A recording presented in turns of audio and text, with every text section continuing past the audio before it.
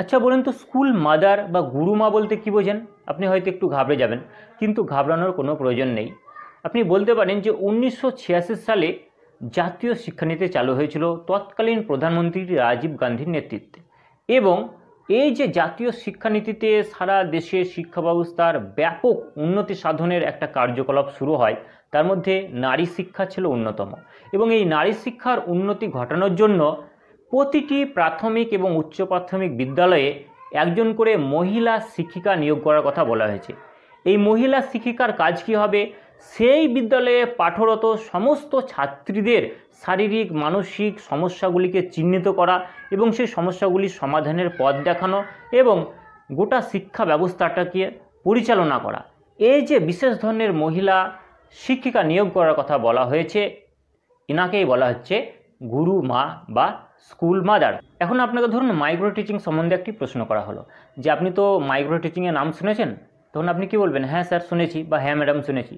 তখন আপনাকে প্রশ্ন করলো যে এই যে মাইক্রো টিচিং পদ্ধতি, এই মাইক্রো টিচিং পদ্ধতি সর্বপ্রথম কোন বিশ্ববিদ্যালয় চালু করেছিল এবং কত সালে চালু করেছিল?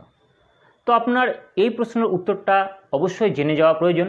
এই যে মাইক্রো টিচিং, এই মাইক্রো টিচিং পদ্ধতি সর্বপ্রথম সারা বিশ্বের মধ্যে সর্বপ্রথম চালু করে স্ট্যানফোর্ড ইউনিভার্সিটি। আরেকটি প্রশ্ন করা হলো যে আপনি একজন শিক্ষক বা শিক্ষিকা হিসাবে শ্রেণীকক্ষের মধ্যে ছাত্রছাত্রীদের মধ্যে উৎসাহ বৃদ্ধির জন্য, অর্থাৎ তাদের মধ্যে যাতে একটা উৎসাহ সৃষ্টি হয়, তার জন্য আপনি কী কী পদ্ধতি অবলম্বন করতে পারেন? খুব গুরুত্বপূর্ণ একটি প্রশ্ন। এই প্রশ্নটার উত্তর অবশ্যই আপনার জেনে যাওয়া উচিত। তো ছোট্ট ছোট্ট ছেলেমেয়েরা কিন্তু গল্প শুনতে ভালোবাসে। তাহলে আপনি বলতে পারেন যে আমি তাদেরকে বিভিন্ন ধরনের গল্প বলবো এবং গল্পের মাধ্যমে তাদেরকে গুরুত্বপূর্ণ বিষয়গুলি শিখিয়ে দেবো। এবং আরেকটি খুব গুরুত্বপূর্ণ বিষয় যে ছেলেমেয়েরা খেলতে ভালোবাসে, অর্থাৎ তাদেরকে যদি প্লে ওয়ে মেথডে কোনো বিষয় শেখানো যায় তাহলে কিন্তু তারা খুব সহজে কিন্তু বিষয়টা শিখবে এবং তাদের মধ্যে একটা প্রবল উৎসাহের সৃষ্টি হবে। ছেলেরা যদি একটু বড় হয় তাহলে আপনি তাদের জন্য একটি বিতর্কিত বিষয় নিয়ে আলোচনা করতে বলতে পারেন এবং আপনি তাদের মধ্যে একটা টিম ভাগ করে দিয়ে সুন্দর একটা প্রজেক্ট তৈরি করতে বলতে পারেন। তাছাড়াও আপনি তাদের মধ্যে উৎসাহ বৃদ্ধি করার জন্য আরেকটি খুব গুরুত্বপূর্ণ বিষয় নিয়ে আপনি আলোচনা করতে পারেন, যেটা হচ্ছে প্রশ্ন এবং উত্তর। কিছু গুরুত্বপূর্ণ প্রশ্ন এবং উত্তর নিয়ে যদি আলোচনা করেন এবং সেই প্রশ্ন উত্তরগুলো তারা অংশগ্রহণ করার মাধ্যমে, অর্থাৎ ঠিক কুইজ কম্পিটিশনের মতো যদি করতে পারেন, অবশ্যই তাদের মধ্যে একটা উৎসাহ বৃদ্ধি পাবে। এবং সর্বোপরি কোনো কৌতূহলী বিষয় নিয়ে যদি তাদের সঙ্গে আলোচনার ব্যাপার করা যায় বা বিতর্ক সভার আয়োজন করা যায়, একটা কৌতূহলী বিষয় নিয়ে আলোচনা করা গেল, যেমন বললাম মুরগি আগে না ডিম আগে, এই গুরুত্বপূর্ণ একটা টপিক যদি তুলে দেওয়া হয় এবং তাদেরকে আলোচনা করতে বলা হয়, তাদের মধ্যে একটা প্রবল উৎসাহের সৃষ্টি হবে। তাহলে ছাত্রছাত্রীদের মধ্যে উৎসাহ বৃদ্ধির জন্য বেশ কতগুলো পদ্ধতি আপনি অবলম্বন করতে পারেন। নাম্বার 1, গল্প বলা পদ্ধতি অবলম্বন করতে পারেন। নাম্বার 2, প্লেওয়ে মেথড আপনি ব্যবহার করতে পারেন। নাম্বার 3, প্রশ্ন উত্তর জিজ্ঞাসা করতে পারেন।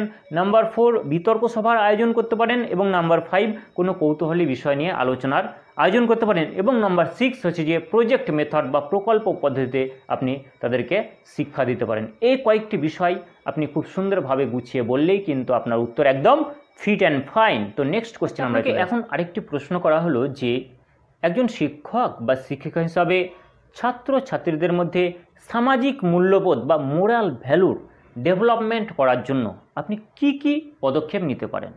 খুব গুরুত্বপূর্ণ একটি প্রশ্ন। আপনি বলতে পারেন যে শিশুদের মধ্যে এই যে সামাজিক মূল্যবোধ বা মোরাল ভ্যালু, এটা কিন্তু দেওয়া অবশ্যই প্রয়োজন। তার জন্য একজন শিক্ষক বা শিক্ষিকা হিসাবে আমি তাদের নীতিশিক্ষামূলক বিভিন্ন গল্প খুব সুন্দরভাবে পরিবেশন করব বা তাদেরকে বলে শোনাবো, যাতে করে এই নীতিশিক্ষামূলক গল্পের মধ্যে থাকা যে সামাজিক মূল্যবোধের শিক্ষাটা খুব সহজে তারা হৃদয়ঙ্গম করতে পারে এবং আনন্দ সহকারে উৎসাহ সহকারে সেই শিক্ষাটা তারা নিতে পারে। তাছাড়া আমার আচরণটা হবে অবশ্যই একজন আদর্শবাদীদের মতো আচরণ, কারণ একজন শিক্ষক বা একজন শিক্ষিকাকে সমস্ত ছাত্রছাত্রীরা কিন্তু অনুসরণ করে এবং অনুসরণ করে অনেক কিছু তারা শেখে। এবং সেই সঙ্গে আপনি বলতে পারেন যে মহান যে আদর্শগুলো রয়েছে ভারতবর্ষে, যেমন হচ্ছে যে স্বামী বিবেকানন্দ, ঈশ্বরচন্দ্র বিদ্যাসাগর, রাজা রামমোহন রায়, এদের আদর্শগুলি খুব সুন্দরভাবে যদি অভিনয়ের মাধ্যমে বা গল্পচ্ছলে শিশুদের মধ্যে যদি পরিবেশন করা হয় বা উপস্থাপন করা হয়, তো সেখান থেকে তারা একটা মহান জীবনের আদর্শ তাদের মধ্যে ধীরে ধীরে গড়ে উঠবে এবং তাদের মধ্যে যে সামাজিক মূল্যবোধ বা নৈতিক যে মূল্যবোধ, সেই মূল্যবোধটা কিন্তু ধীরে ধীরে জন্ম নেবে। তাহলে কতগুলি গুরুত্বপূর্ণ বিষয় আপনাকে বলতে হবে। প্রথম পয়েন্ট হচ্ছে যে নীতিশিক্ষামূলক গল্প আপনি শিক্ষার্থীদের মধ্যে দেবেন। 2 নম্বর হচ্ছে যে আপনার আচরণটা অবশ্যই আদর্শবাদীদের মতো হতে হবে। 3 নম্বর হচ্ছে যে মহান ব্যক্তিদের যে আদর্শ, সেই আদর্শ আপনাকে তুলে ধরতে হবে, সেটা গল্পের মাধ্যমে হোক বা অভিনয়ের মাধ্যমে হোক। এই কয়েকটি পয়েন্ট খুব সুন্দরভাবে গুছিয়ে বললেই আপনার কিন্তু একদম উত্তর ফিট অ্যান্ড ফাইন।